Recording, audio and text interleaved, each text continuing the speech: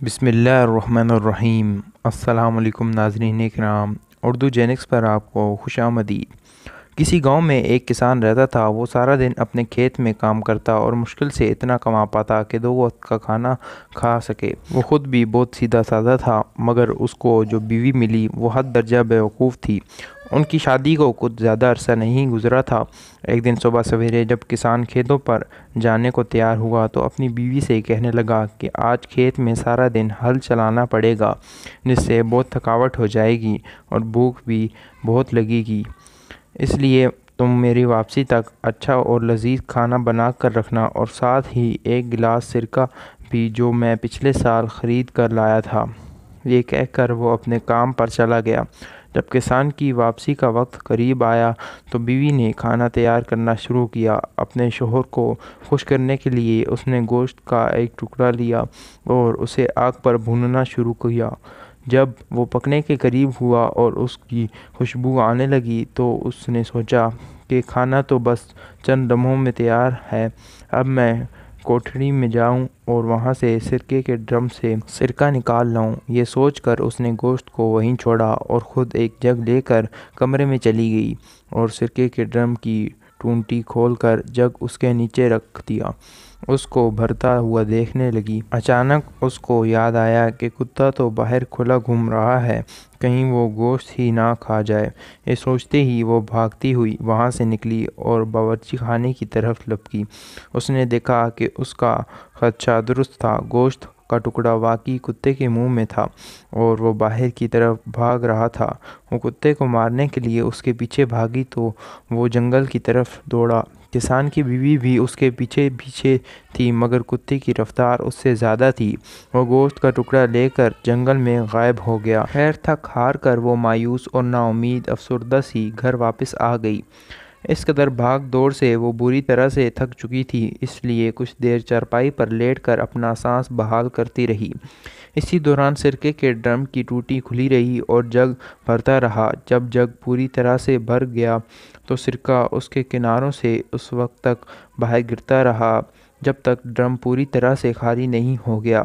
کچھ دیر دم لینے کے بعد جب کسان کی بیوی کو سرکے کے ڈرم کا خیال آیا تو وہ ایک دم اٹھی اور کوٹھڑی کی طرف بھاگی، مگر اس وقت تک ڈرم پوری طرح سے خالی ہو چکا تھا۔ یہ سب دیکھ کر وہ روحان سی ہو گئی کہ اب کیا ہوگا۔ جب یہ سب شوہر کو پتہ چلے گا تو وہ بہت ناراض ہوگا۔ پریشانی کے عالم میں وہ وہاں کھڑی یہ سب دیکھتی رہی کہ اب کیا کرے۔ اچانک اس کی نظر آٹے کی ایک بہت بڑی بوری پر پڑی جو اس کا شوہر چند دن پہلے ہی چکی سے خرید کر لایا تھا۔ یہ بوری دیکھتے ہی اس کے سیدھے سادے ذہن میں ایک ترکیب آئی کہ اگر وہ یہ آٹا فرش پر بکھیرے تو وہ یہ سارا سرکہ جذب کر لے گا اور فرش اچھی طرح سے صاف ہو جائے گا۔ اس قدر شاندار ترکیب سوچنے پر اس نے دل ہی دل میں اپنے آپ کو شاباش دی اور بوری کھول کر آٹا فرش پر بکھیرنے لگی۔ اس دوران بے دہانی میں اس کا پاؤں سرکے سے بھرے اس جگ سے ٹکرایا جو ڈرم کے نیچے پڑا تھا۔ جگ بھی الٹ گیا تو اس کے اندر کا سارا سرکہ بھی بہہ گیا۔ وہ مزید پریشان ہو گئی اور اس نے باقی کا سارا آٹا بھی فرش پر بکھیر دیا اور سوچنے لگی کہ اب یہ سب ٹھیک ہو جائے گا۔ کسان گھر لوٹا تو اسے شدید بھوک لگ رہی تھی۔ اس نے آتے ہی پوچھا کہ آج کھانے میں کیا پکایا ہے۔ بیوی منہ بسور کر بتانے لگی کہ میں نے آگ پر تمہارے لیے مزیدار گوشت بھونا تھا، مگر کتا لے کر بھاگ گیا۔ جب میں اس کو مارنے بھاگی تو سارا سرکہ بہہ گیا۔ اب میں نے آٹے کی مدد سے کمرے کا سارا فرش صاف کر دیا ہے اور اب وہ کمرہ بہت صاف ستھرا نظر آ رہا ہے۔ تمہیں پریشان ہونے کی ضرورت نہیں ہے۔ اس کی بات سن کر کسان نے اپنا سر پیٹ لیا اور پریشان ہو کر کہنے لگا، او بے وقوف عورت، تم نے یہ سب کیا کر دیا؟ تم نے گوشت کو چولہے پر کیوں چھوڑ دیا تھا اور پھر سرکے کے ڈرم کی ٹونٹی کو بھی کھلا چھوڑ دیا؟ چلو وہ تو ہوا، تم نے تو سارے آٹے کا بھی ستیہ ناش کر دیا۔ اس کی بات سن کر بیوی بھی تیز لہجے میں بولی، اب میں کیا کروں؟ یہ سب کچھ تو تمہیں پہلے بتانا چاہیے تھا نا کہ کیا غلط ہے اور کیا صحیح۔ کسان جانتا تھا کہ اس کی بیوی کم عقل ہے، لہٰذا اس کے ساتھ جھگڑنا مناسب نہیں۔ اس نے سوچا کہ مجھے خود ہی اس کا خیال رکھنا ہوگا۔ یہ سوچ کر وہ چپ ہو گیا۔ اس دن انہوں نے آلو ابال کر کھائے اور پیٹ بھرا۔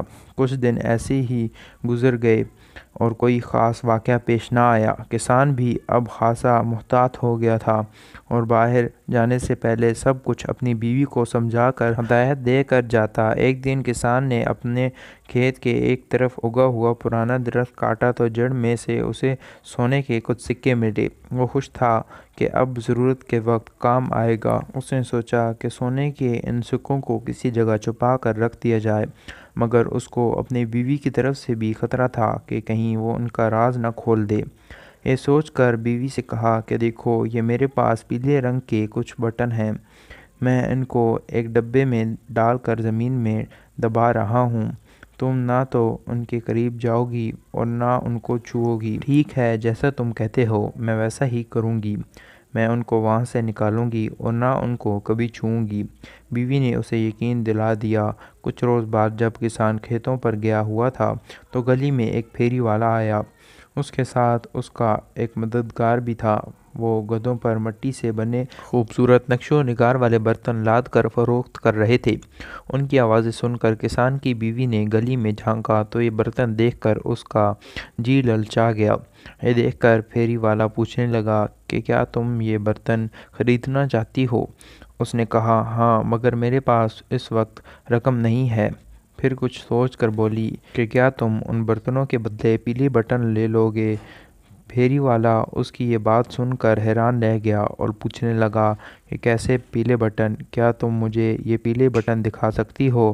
کسان کی بیوی نے کہا کہ وہ پیلے بٹن میرے شوہر نے ایک ڈبے میں ڈال کر صحن میں دبا دیے ہیں، مگر اس نے مجھے منع کیا ہے کہ میں ان کو ہاتھ نہ لگاؤں، اس لیے تم خود ہی ان کو وہاں سے نکال کر دیکھ لو۔ اس کی بات سن کر پھیری والا حیران رہ گیا اور فوراً صحن میں جا کر وہ جگہ کھودنے لگا جہاں نشاندہی کی گئی تھی۔ جب اس نے سونے کے سکے دیکھے تو بانچیں کھل گئیں۔ سارے سکے سمیٹ کر جیب میں ڈالے اور اس کے بدلے کسان کی بیوی کو اپنے سارے مٹی کے برتن دے کر اپنے ساتھی کے ساتھ فوراً وہاں سے 9-2-11 ہو گیا۔ وہ سمجھ گیا کہ یہ عورت اعلیٰ درجے کی احمق ہے، جسے پیلے بٹنوں اور سونے کے سکوں کا فرق بھی معلوم نہیں۔ دوسری طرف کسان کی بیوی یہ سارے برتن حاصل کر کے بہت خوش تھی۔ وہ سمجھ رہی تھی کہ اس نے پھیری والے کو لوٹ لیا ہے اور چند پیلے بٹنوں کے بدلے اتنے سارے برتن خرید لیے ہیں۔ خوشی خوشی اس نے وہ سارے برتن گھر میں ادھر ادھر سجا دیے۔ تھوڑی دیر بعد جب کسان دوپہر کا کھانا کھانے کے لیے آیا تو گھر میں اتنے سارے برتن رکھے ہوئے دیکھ کر چونک گیا اور حیرت سے پوچھا، ارے یہ سب برتن کہاں سے آئے ہیں؟ بیوی نے مسکراتے ہوئے کہا کہ دیکھو کتنے خوبصورت برتن ہیں نا، یہ سب میں نے تمہارے ان فضول بٹنوں کے بدلے خریدے ہیں۔ کسان پریشان ہو کر چلا اٹھا، جب میں نے تمہیں منع کیا تھا کہ انہیں ہاتھ نہیں لگانا تو پھر تم نے انہیں وہاں سے کیوں نکالا جہاں میں نے انہیں دبایا تھا؟ میں نے انہیں وہاں سے نہیں نکالا، میں نے تمہاری پوری بات مانی۔ تم نے مجھے ان کو چھونے سے منع کیا تھا، اس لیے میں نے انہیں ہاتھ بھی نہیں لگایا، صرف جگہ بتائی تو پھیری والے نے خود ہی کھود کر نکال لیے۔ بیوی نے پوری وضاحت کی۔ کسان نے کہا، اوے بے وقوف عورت، تم نے وہ جگہ اسے بتائی کیوں؟ بیوی نے معصوم سا منہ بنا کر کہا کہ تم نے مجھے اس بات سے تو منع نہیں کیا تھا۔ احمق عورت! کسان اپنا سر پیٹنے اور دیوار سے ٹکرانے لگا۔ ارے بے وقوف، وہ سارے پیلے بٹن سونے کے سکے تھے، تم نے یہ کیا کر دیا؟ وہ منہ بنا کر بولی، یہ تو تمہیں پہلے بتانا چاہیے تھا نا، اب یہ تمہاری غلطی ہے۔ کسان کچھ دیر غصے میں چلاتا رہا اور اس دوران میں بیوی کھڑی منہ بسورتی رہی۔ پھر شوہر سے کہا کہ میرا خیال ہے کہ ہم وہ سونے کے سکے اب بھی واپس لے سکتے ہیں، وہ دونوں ابھی زیادہ دور نہیں گئے ہوں گے۔ आओ उनके पीछे चलते हैं। बीवी की बात सुनकर किसान भी कुछ सोचने लगा, फिर बोला, हाँ हम कोशिश तो कर सकते हैं, मगर अपने साथ कुछ लड्डू ज़रूर ले लेना ताकि अगर रास्ते में भूख लगे तो हम वो खा लें।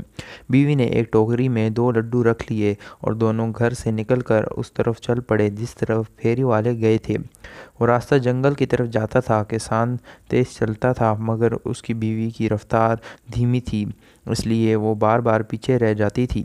किसान उसे तेज़ चलने का इशारा करता, मगर उसने सोचा कि अगर पीछे रह भी जाऊं तो कोई मसला नहीं, इसलिए कि जब हम घर वापस जाने के लिए मुड़ेंगे तो मुझे शोहर की निस्बत कम फासला तय करना पड़ेगा। इसी तरह चलते चलते बीवी शोहर से काफ़ी पीछे रह गई। सामने एक छोटी सी पहाड़ी थी। जब वो उस पर चढ़ने लगी तो उसके हाथ में पकड़े टोकरी में से एक लड्डू बाहर गिर गया और लुढ़कता हुआ पहाड़ी के नीचे झाड़ियों में चला गया। किसान की बीवी भागकर वापस उतरी और लड्डू तलाश करने लगी। उसने बहुत तलाश किया मगर वो लड्डू ना जाने कहाँ चला गया। बहुत कोशिश की मगर लड्डू ना मिला तो उसके जहन में एक तरकीब आई। वो भागकर दोबारा पहाड़ी पर चढ़ी और उस जगह पहुंची जहाँ से वो लड्डू गिरा था। वहां पहुंचकर उसने दूसरा लड्डू भी निकाला और उसे नीचे फेंकते हुए बोली कि अब ये लड्डू भी वहीं जाएगा जहां पहला गया था। मैं उसके पीछे पीछे जाऊंगी और इसके साथ मुझे पहला लड्डू भी मिल जाएगा। उसने दूसरा लड्डू भी फेंक दिया और ख़ुद उसके पीछे भागी, मगर वो भी ना जाने कहाँ जाकर गुम हो गया। अब दोनों लड्डू गुम हो चुके थे। काफ़ी देर ढूंढने के बाद वो मायूस होकर आगे चल पड़ी। जहाँ पहाड़ी की दूसरी तरफ किसान एक घने दरख्त के नीचे बैठा उसका इंतज़ार कर रहा था। उसे देखते ही बोला, अब जल्दी से लड्डू निकालो, मुझे भूख लग रही है। वो मुंह बसोर कर बोली, लड्डू तो गए। किसान चीख उठा, कहाँ गए? उसने कहा कि एक लड्डू गिर गया था, दूसरा मैंने उसकी तलाश में उसके पीछे भेजा, मगर वो भी न जाने कहाँ गायब हो गया। बीवी ने उसे सारी कहानी सुनाई तो किसान हैरान होकर बोला कि तुम ऐसी बेवकूफ़ाना हरकतें इतनी अक्लमंदी से कैसे कर लेती हो। बीवी फिर बोली कि तुमने मुझे इस बारे में भी तो मना नहीं किया था। किसान लाजवाब सा हो गया। फिर अचानक कुछ सोच कर पूछा कि मुझे उम्मीद है कि घर से निकलते वक्त तुम बैरूनी दरवाज़ा बंद करके आई होगी। उसने कहा, नहीं, मैंने तो दरवाज़ा बंद नहीं किया था क्योंकि तुमने मुझे तवज्जो ही नहीं दिलाई थी। इसकी बात सुनकर किसान परेशान हो गया और गुस्से से चीखा, उससे पहले कि हम मज़ीद आगे जाएं, तुम घर वापस जाओ और दरवाज़ा बंद करके उसे ताला लगा कर आओ, और हाँ, आते हुए खाने को भी कुछ ले आना। वो फ़ौरन घर की तरफ भागी और उसने ऐसा ही किया जैसा उसके शोहर ने उससे कहा था। खाने के लिए उसने बादामों की एक थैली उठाई और पीने के लिए पानी एक छोटे से मशकीज़े में भर लिया। उसके बाद उसने घर के बैरूनी दरवाजे को ताला लगाया और वापस चल पड़ी। अभी 2 कदम ही उठाए थे कि सोचा कि शोहर शायद फिर उस पर एतबार ना करे कि ताला लगाए बगैर ही आ गया, इसलिए मुझे सबूत अपने साथ लेकर जाना चाहिए। ये सोचकर उसने ज़ोर लगाया और पूरा दरवाज़ा ही उखाड़ कर सर पर रख लिया और वापस शोहर की तरफ चल पड़ी। जब वह वापस वहाँ पहुँची तो शोहर दरवाज़ा उसके सर पर देखकर हैरान रह गया और पूछा, ऐ अक्लमंद औरत, ये क्या है? बीवी चहक कर बोली कि तुम मुझे बेवकूफ़ समझते हो ना, मगर देखो मैं कितनी अक्लमंद हूँ। मुझे इल्म था कि तुम मेरी बात का यकीन नहीं करोगे, इसलिए मैं पूरा दरवाज़ा ही साथ ले आई हूँ। अब खुद देख लो मैंने इसमें ताला लगाया है या नहीं। अरे अरे, तुम तो पूरा दरवाज़ा ही उखाड़ लाई। अब तो हर कोई आसानी से घर में घुस जाएगा। दरवाज़ा तो मेरे पास है, फिर कोई कैसे घर में दाखिल हो सकता है? बीवी आंखें घुमाकर बोली तो शोहर ने मज़ीद बहस से जान छुड़ाना ही मुनासिब ख्याल किया और कहा कि वाकई तुम अहमक नहीं बल्कि बहुत ही अक्लमंद हो। ये दरवाज़ा चूँकि तुम लेकर आई हो, इसलिए अब तुम ही इसे अपने सर पर उठाओ। ये कहकर वो आगे चल पड़ा। बीवी ने वो दरवाज़ा दोबारा अपने सर पर उठा लिया। बादामों वाली थैली और पानी का मशकीज़ा भी उसने दरवाजे के साथ बांध रखा था, जिसकी वजह से वज़न बहुत ज़्यादा हो गया था। चलते चलते वो दोनों जंगल में दाखिल हो गए। चोर तो अभी तक मिले न थे और रात का अंधेरा भी छाने लगा था। جب تاریکی زیادہ ہو گئی تو انہوں نے ایک گھنے درخت پر رات گزارنے کا فیصلہ کیا۔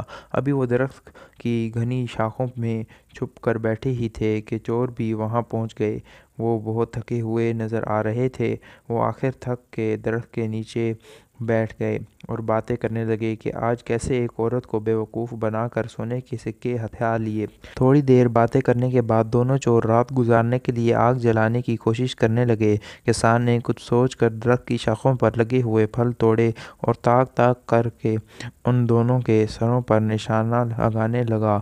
وہ دونوں اس آفت سے بری طرح سے گھبرا گئے اور ایک دوسرے سے کہنے لگے کہ ہوا یا آندھی تو ہے نہیں، پھر یہ پھل کہاں سے اور کیسے گر رہے ہیں؟ کسان کی بیوی دروازہ اپنے کندھے پر اٹھائے اٹھائے کافی تھک چکی تھی۔ اس نے سوچا کہ دروازے کے ساتھ بندھا پانی کا مشکیزہ اس کے وزن میں اضافہ کر رہا ہے۔ اس نے شوہر سے کہا کہ وزن زیادہ ہو گیا ہے، اس لیے میں مشکیزے کا پانی نیچے پھینک رہی ہوں۔ یہ کہتے ہوئے اس نے پانی نیچے انڈیل دیا۔ جب وہ پانی نیچے بیٹھے چوروں کے سر پر برسا تو ایک چلا اٹھا، ارے آندھی کے بعد تو اب بارش بھی ہو گئی ہے۔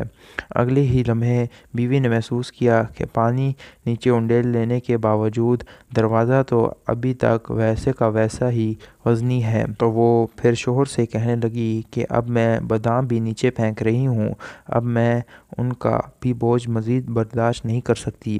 پھر اس سے پہلے کہ شوہر جواب دیتا اس نے باداموں سے بھری پوری تھیلی نیچے الٹ دی۔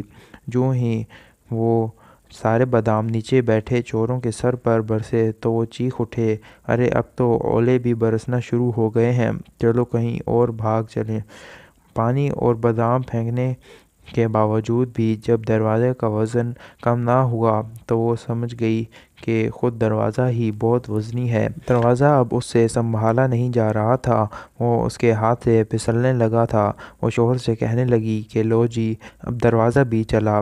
یہ کہتے ہوئے اس نے دروازہ چھوڑ دیا جو سیدھا جا کر چوروں کے اوپر گرا۔ ارے مر گئے! وہ ایک ساتھ چلائے اور پھر یہ دیکھے بغیر کہ کیا چیز سر پر گری ہے، سر پر پاؤں رکھ کر بھاگے اور کہتے جا رہے تھے کہ پہلے آندھی آئی تھی، پھر بارش ہوئی، پھر اولے برسے اور اب تو آسمان ہی سر پر آ پڑا ہے۔ بھاگتے ہوئے چور اپنا سارا سامان وہیں چھوڑ گئے۔ ان کو بھاگتا دیکھ کر کسان اور اس کی بیوی درخت سے نیچے اتر آئے۔ چوروں کے سامان سے ان کو اپنے سونے کے سارے سکے واپس مل گئے۔ انہوں نے چوروں کا سارا سامان اٹھایا اور گھر کی طرف واپس چل دیے۔ دوستوں، کمنٹ کر کے ضرور بتائیے گا کہ آج کی کہانی آپ کو کیسی لگی۔